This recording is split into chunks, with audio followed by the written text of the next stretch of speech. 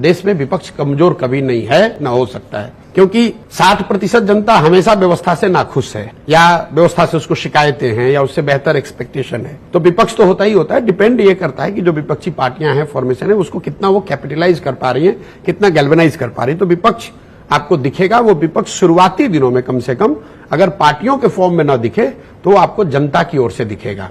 फिर मैं आपको आंकड़े बता देता हूं। पहले जो 14 से 19 का जो टर्म था मोदी जी का, संख्या 2019 से 24 के मुकाबले कम थी, लेकिन एक सिग्निफिकेंट पब्लिक प्रोटेस्ट एक ही हुआ, वो लैंड एक्विजिशन बिल पर हुआ था।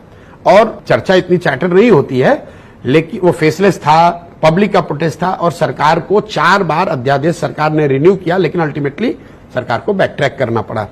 पूरे 5 साल में एक public agitation on record of significance.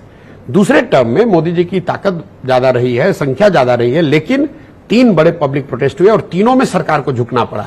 Farmers protest में तीनों लॉ को वापस लेना पड़ा, सीए एनआरसी को 4 साल तक एबेंस में रखा हुआ था, अभी लेकर आए हैं, और SC ST एक्ट पर भी जो एजिटेशन शुरू हुआ, 7-10 दिन के अंदर सरकार को झुकना पड़ा। तो already 3 times increase in the second term.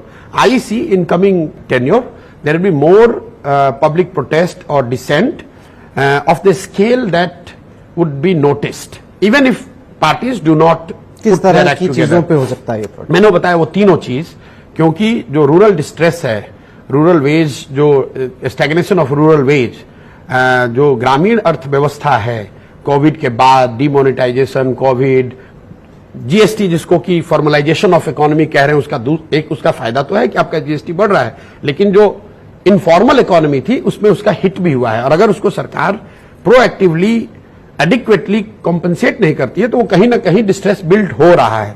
तो पब्लिक प्रोटेस्ट मुझे लग रहा है कि वो इन तीनों मुद्दों में किसी पर या इससे एसोसिएटेड मुद्दों पर, जैसे मान लीजिए बेरोजगारी है, तो जो आरक्षण पर आंदोलन होता है उसको आप बेरोजगारी से लिंक करके देख सकते हैं, क्योंकि लोगों को रोजगार नहीं मिल रहा है तो लोग खाली बैठे हैं। सरकार की मारामारी है कि 10 सीट है भाई, मुझे पहले मिले कि आपको मिले। अगर there would have been plenty of jobs, then probably there would be less people less worried about reservation per se। तो मुझे लगता है कि ये तीनों मुद्दे सरकार के लिए हेडेक बने रहेंगे और इसको लेकर पब्लिक प्रोटेस्ट आपको देखने को मिल सकता है।